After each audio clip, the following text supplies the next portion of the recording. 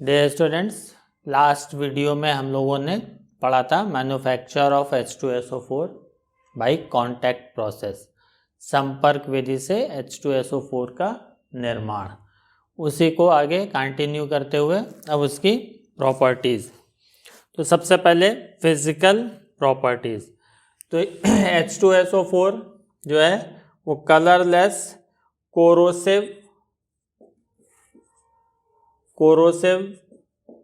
यानी संक्षारक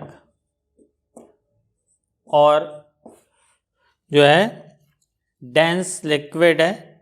ऑयल जैसा जो है गाढ़ा होता है, तेल जैसा जो है ये गाढ़ा द्रव होता है।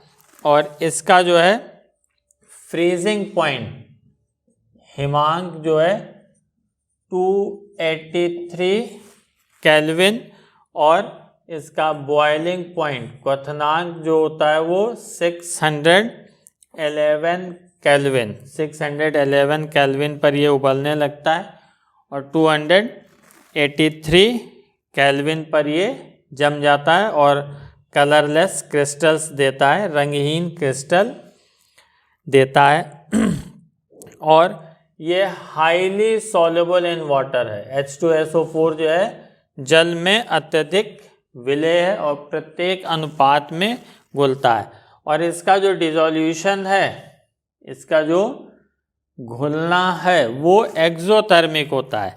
तो इसलिए कंसंट्रेटेड सल्फ्यूरिक एसिड को डाइल्यूट करने में, सांद्र सल्फ्यूरिक अम्ल को तनु करने में इसकी थोड़ी थोड़ी मात्रा वाटर में ऐड करके डाइल्यूट करते हैं। ध्यान रखिएगा, एसिड में वाटर नहीं ऐड करते, बल्कि वाटर में एसिड की स्मॉल अमाउंट, छोटी मात्रा मिला करके और उस फ्लास्क को जिसमें डाइल्यूट कर रहे हैं या उस कंटेनर को, उस पात्र को जिसमें तनु कर रहे हैं, उसको हिलाते रहते हैं और बीच बीच में ठंडा करते रहते हैं, क्योंकि इसका डिसोल्यूशन इन वाटर, जल में जो इसकी घुलनशीलता है वो एक्सोथर्मिक होती है। तो अगर हम ग्लास के फ्लास्क में करेंगे तो वो क्रैक हो सकता है। और धीरे धीरे मिलाते हैं इसलिए कि जो है ये ऊपर जो है छिटक कर आँखों में ना पड़े। ये बहुत सावधानी से इसको डाइल्यूट करते हैं। अब आइए इसकी केमिकल प्रॉपर्टी। तो ये जो है एक्वस सॉल्यूशन में H2SO4 आयोनाइज हो जाता है। सबसे पहला जो है इसका dissolution in water, H2SO4 aqueous solution में आयोनाइज होता है और इसका आयोनाइजेशन 2 स्टेप में होता है। और इसके लिए जो है 2 डिसोसिएशन कांस्टेंट होंगे, Ka1 ये बहुत अधिक होता है, वेरी लार्ज। इसका मान जो होता है वो बहुत अधिक होता है और ये वैल्यू जो है ग्रेटर देन 10 होती है। Ka1 की वैल्यू जो है ग्रेटर देन 10 होती है। सेकंड डिसोसिएशन जो होता है, इसकी वैल्यू जो होती है वो बहुत कम होती है। इसके लिए Ka2 जो है 1.2 × 10⁻⁻²। इसका जो द्वितीय वियोजन स्थिरांक, सेकंड डिसोसिएशन कांस्टेंट जो है बहुत कम होता है। तो Ka1 की जो लार्ज वैल्यू ये शो करती है कि H2SO4 अधिकतर H+ और HSO4- के फॉर्म में ही एग्जिस्ट करता है। और Ka1 की हाई वैल्यू जो है इसके स्ट्रॉन्ग एसिडिक नेचर, इसके प्रबल अम्लीय गुण को भी प्रदर्शित करती है, इसको भी शो करती है। और ये एसिडिक है तो इसका एसिडिक नेचर हम कैसे बताएंगे? एसिडिक नेचर में ये बेस से रिएक्शन करके साल्ट फॉर्मेशन देगा। H2SO4 जो है वो बेस से रिएक्शन करके दो तरह के साल्ट बनाएगा।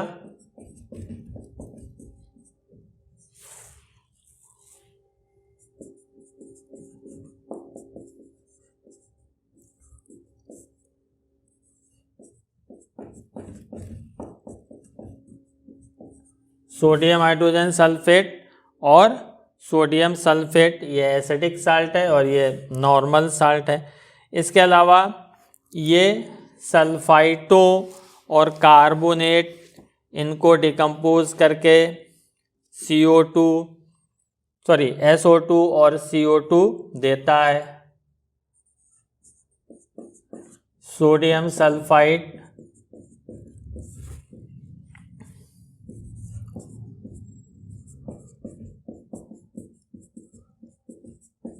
इससे ये सल्फाइड को अपघटित कर देता है और सल्फर डाइऑक्साइड इवॉल्व होती है। तो सोडियम सल्फाइड सिमिलर वे में जिंक सल्फाइड को डिकम्पोज कर देगा। कार्बोनेट के साथ ये कार्बन डाइऑक्साइड देता है।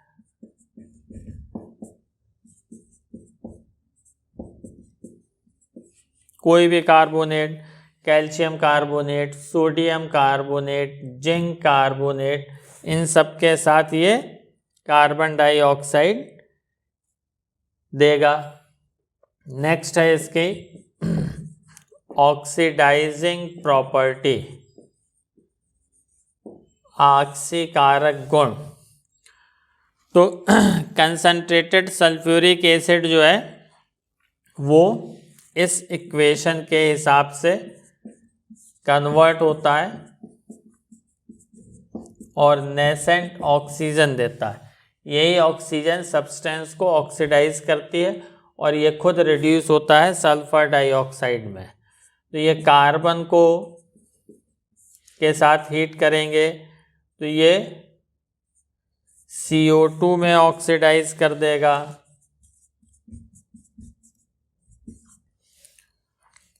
सल्फर को सल्फर डाइऑक्साइड में,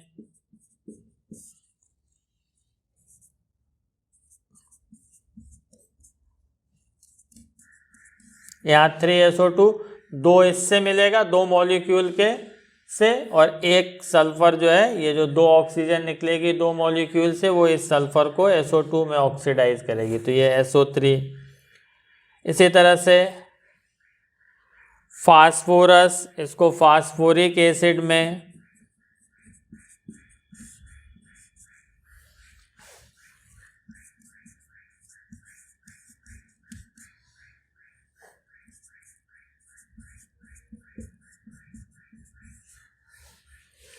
पोटेशियम आयोडाइड, इसको आयोडीन में,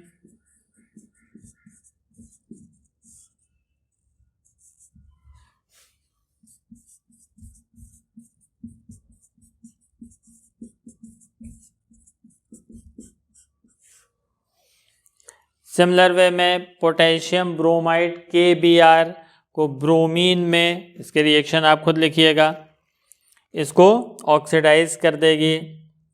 तो यहाँ पे ये चीज़ ध्यान रखना है।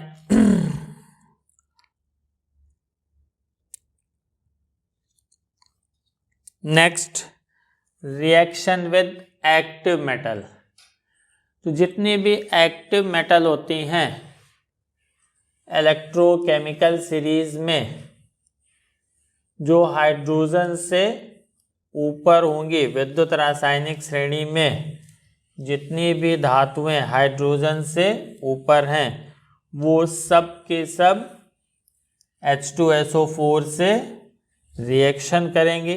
जो मोर एक्टिव मेटल हैं, अधिक सक्रिय धातुएं हैं, वो डाइल्यूट H2SO4 से हाइड्रोजन इवॉल्व करेंगी। जैसे सोडियम, मैग्नीशियम, जिंक, एल्युमिनियम, ये सब एक्टिव मेटल्स हैं। तो ये डाइल्यूट H2SO4 से हाइड्रोजन इवॉल्व करेंगी।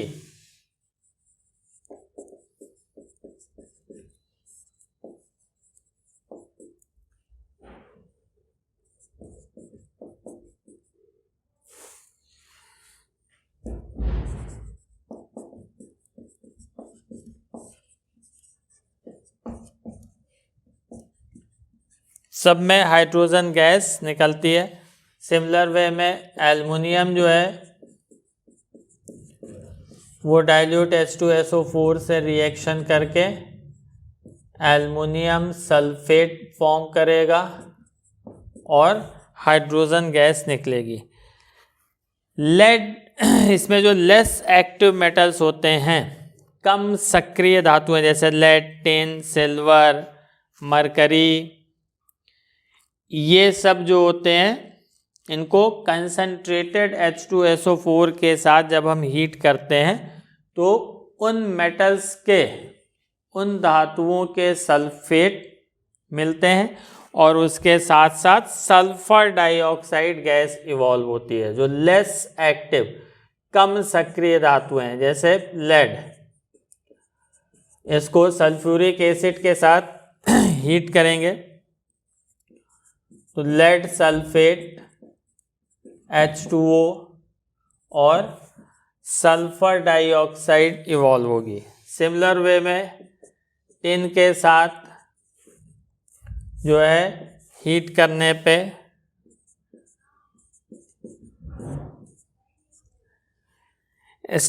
स्टैनिक सल्फेट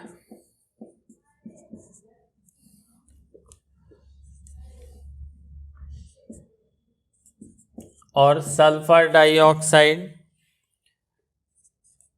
सिल्वर के साथ हीट करेंगे तो सिल्वर सल्फेट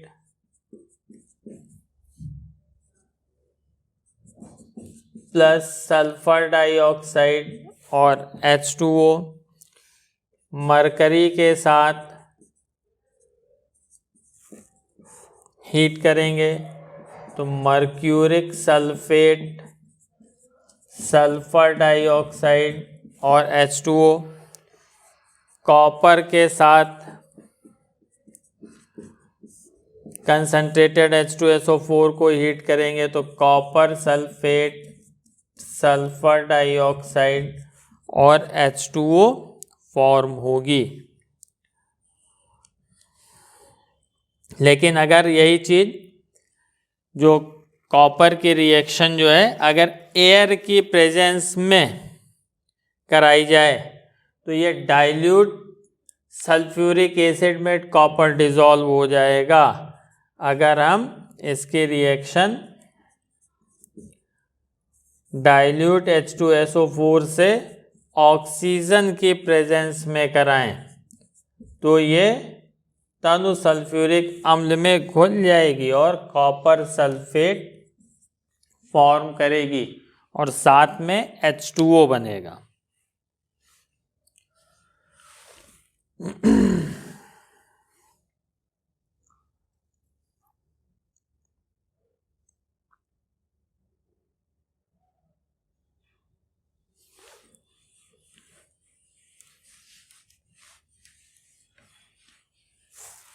इसके बाद नेक्स्ट देखिए प्रेसिपिटेशन रिएक्शन।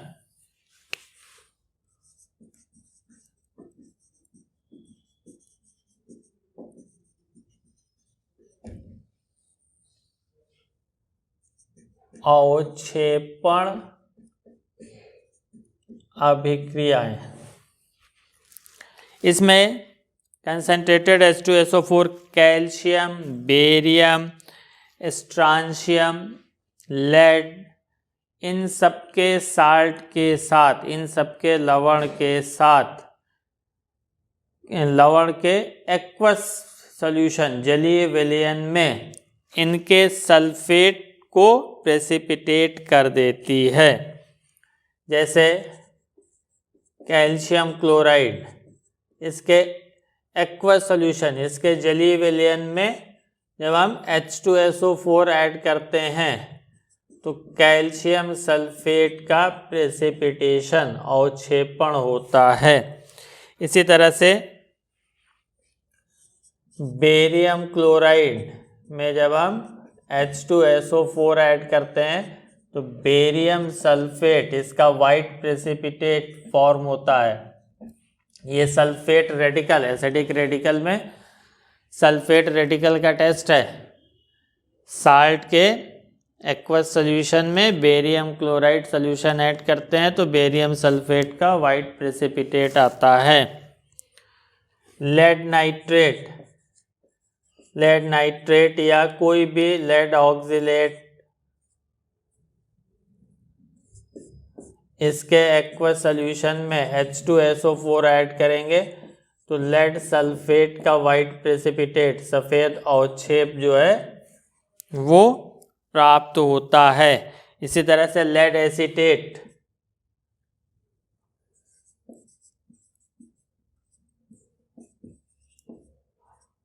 इसमें H2SO4 ऐड करेंगे इसके एक्वस सॉल्यूशन में तो लेड सल्फेट का वाइट प्रेसिपिटेट और एसिटिक एसिड फॉर्म होगा। तो प्रेसिपिटेशन रिएक्शन है, इसमें बेरियम क्लोराइड वाली रिएक्शन सल्फेट रेडिकल का टेस्ट है, सल्फेट मूलक का परीक्षण भी है, तो ये पूछा जा सकता है। इसके बाद विस्थापन अभिक्रियाएं, डिस्प्लेसमेंट रिएक्शन।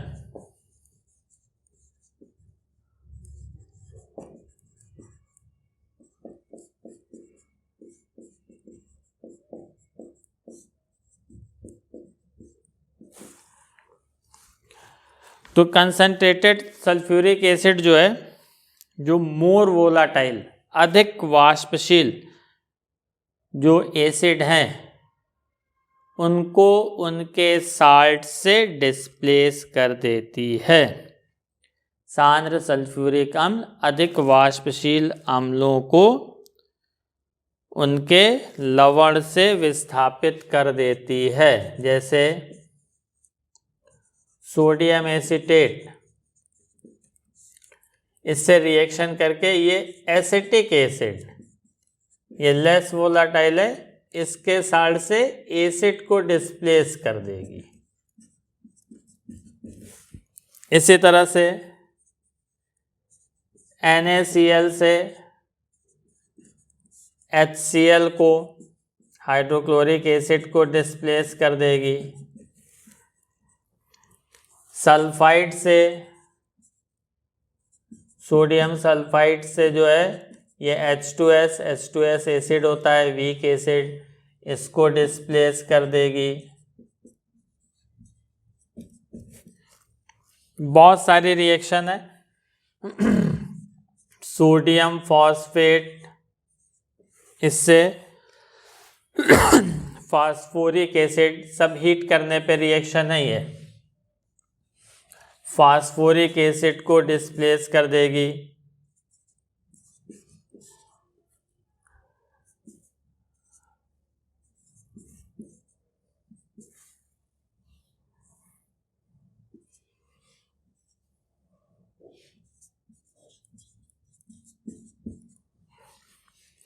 सिमिलर वे में जो है सोडियम नाइट्रेट से नाइट्रिक एसिड, कैल्शियम फ्लोराइड से हाइड्रोफ्लोरिक एसिड, इन सबको, या सोडियम नाइट्राइट से नाइट्रस एसिड, इनको डिस्प्लेस कर देती है। कैल्शियम फ्लोराइड, इससे जो है HF को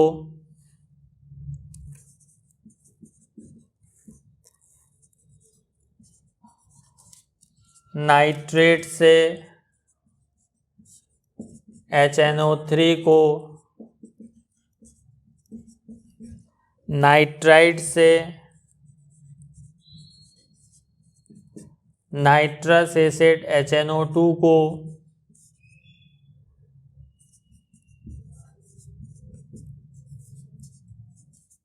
लेकिन नाइट्रस एसिड जो होता है अनस्टेबल होता है, तो ये धीरे धीरे डिकम्पोज हो जाता है NO और NO2 में, नाइट्रिक ऑक्साइड और नाइट्रोजन डाइऑक्साइड में। अब एज ए डिहाइड्रेटिंग एजेंट,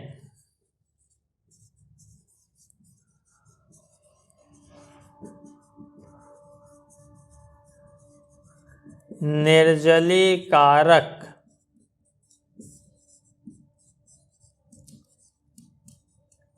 के रूप में। तो ये कंसनट्रेटेड H2SO4 जो है वो हाइग्रोस्कोपिक होता है, आर्द्रता ग्राही होता है। इसके कारण जो है ये मॉइस्चर, नमी या जल को एब्जॉर्ब करता है, अवशोषित करता है। इसीलिए concentrated sulphuric acid strong dehydrating agent, प्रबल निर्जलीकारक की तरह कार्य करता है। ये acid, sugar, starch, paper, wood, इन सब से जो है वाटर को एब्जॉर्ब कर लेता है और कार्बन को छोड़ देता है, इसीलिए ये ब्लैक हो जाते हैं। आपने देखा होगा आपकी कॉपी पे अगर कभी H2SO4 गिर जाए तो उतना हिस्सा जो है डार्क ब्राउन टाइप का हो जाता है, वो ब्लैकिश हो जाना चाहिए। उससे जो उसमें स्टार्च होती है उससे वाटर को एब्जॉर्ब कर लेता है। इसी तरह से वुड, लकड़ी, जहाँ पे गिरेगा कंसनट्रेटेड H2SO4 उसको ब्लैक कर देगा। शुगर, चीनी में कंसनट्रेटेड H2SO4 डालें तो नीचे ब्लैक कार्बन बचेगा, क्यों? ये वाटर को एब्जॉर्ब कर लेगा। और इसके अलावा formic acid, ethyl alcohol, oxalic acid, इन सब के साथ आपने रिएक्शन इसकी पढ़ी है डिहाइड्रेटिंग एजेंट की, कि कैसे ये निर्जलीकारक की तरह कार्य करता है। अल्कोहल में पढ़ा है, शुगर का भी आपको बताया ही। इसके अलावा ये फॉर्मिक एसिड, ऑक्सैलिक एसिड, इससे भी वाटर को एब्जॉर्ब कर लेता है। तो देखिए इसकी डिहाइड्रेटिंग एजेंट की रिएक्शन, शुगर C12H22O11, इसको कंसनट्रेटेड H2SO4 के प्रेजेंस में हीट करेंगे तो ये वाटर को एब्जॉर्ब कर लेगा और केवल कार्बन बचेगा, इसीलिए ये ब्लैक हो जाता है। इसी तरह से स्टार्च, इसको कंसनट्रेटेड H2SO4 के साथ हीट करेंगे तो कार्बन बचेगा और वाटर को ये एब्जॉर्ब कर लेगा। इसके अलावा एथेनॉल की रिएक्शन आपने पढ़ी है, ethyl alcohol concentrated H2SO4 160 to 170 degree Celsius, इस पे जो है ये एथिलीन और H2O देता है, वाटर को निकाल देता है। सिमिलर वे में फॉर्मिक एसिड, इसको कंसनट्रेटेड H2SO4 के साथ हीट करने पे ये CO और H2O देगा। इसी तरह से ऑक्सैलिक एसिड,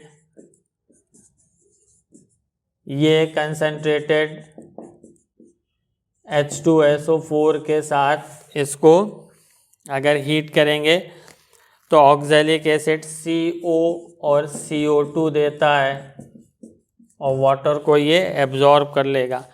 तो आपसे अगर पूछा जाए कि ऐसे रिएक्शन लिखिए जिससे प्रूफ हो कि ये डिहाइड्रेटिंग एजेंट की तरह, निर्जलीकारक की तरह कार्य करता है, या एक समीकरण दीजिए जिससे सिद्ध हो कि सांद्र H2SO4 प्रबल निर्जलीकारक है, तो पहले आप जो है शुगर, चीनी या स्टार्च की रिएक्शन लिखिएगा। जब नहीं याद आएगा तो इनमें से कोई भी लिख दीजिएगा।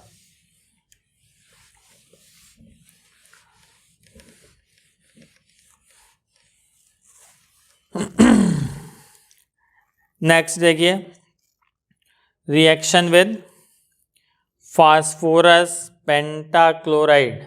तो H2SO4 में 2 OH ग्रुप होते हैं और आपने ये रिएक्शन पढ़ा होगा, कैरेक्टरिस्टिक रिएक्शन है जो आपने अल्कोहल में पढ़ा है।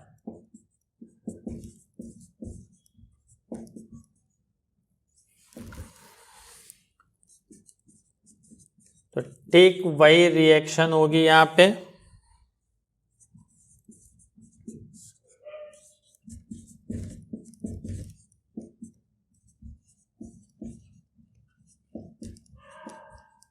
OH जो है क्लोरीन से डिस्प्लेस हो जाएगा, ये बनेगा क्लोरोसल्फोनिक एसिड ClSO3H और ये सल्फ्यूरिल क्लोराइड SO2Cl2।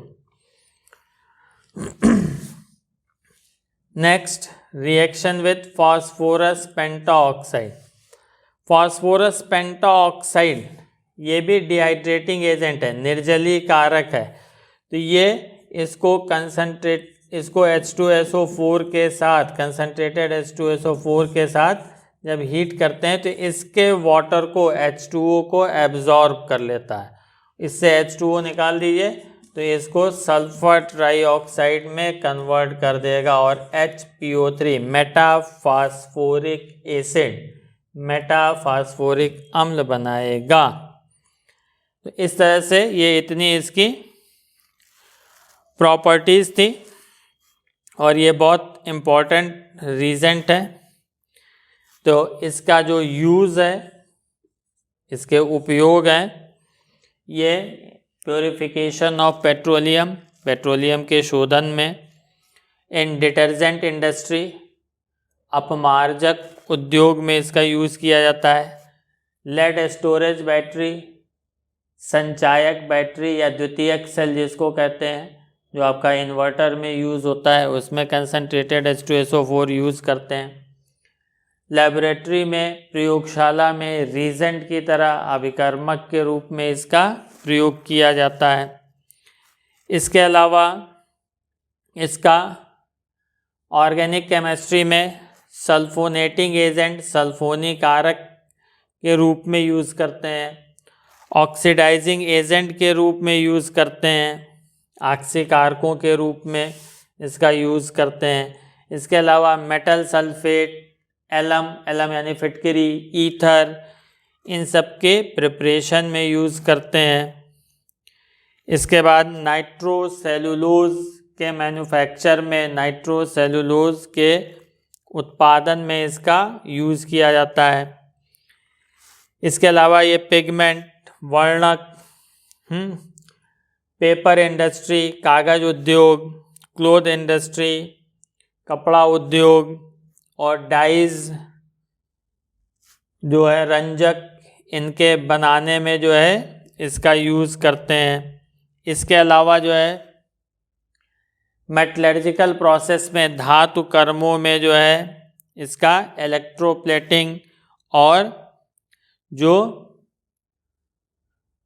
जिंक की कोटिंग की जाती है, गैल्वेनाइजेशन, गैल्वेनीकरण, ठीक।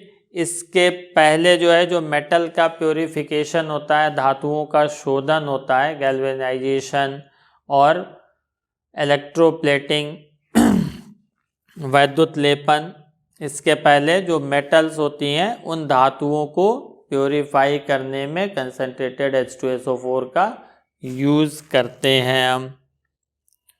तो इतने जो है इसके यूज़ हैं। तो ये इतनी चीज़ें पढ़ लीजिएगा। इसमें प्रेसिपिटेशन रिएक्शन, डिहाइड्रेटिंग एप्लीकेशन और जो लेस एक्टिव मेटल्स की रिएक्शन है ये सब पूछी जाती हैं। इसका फर्स्ट डिसोसिएशन कांस्टेंट जो है हाई होता है, ये क्या शो करता है, ये सब पूछा जाता है। Thanks for watching this video.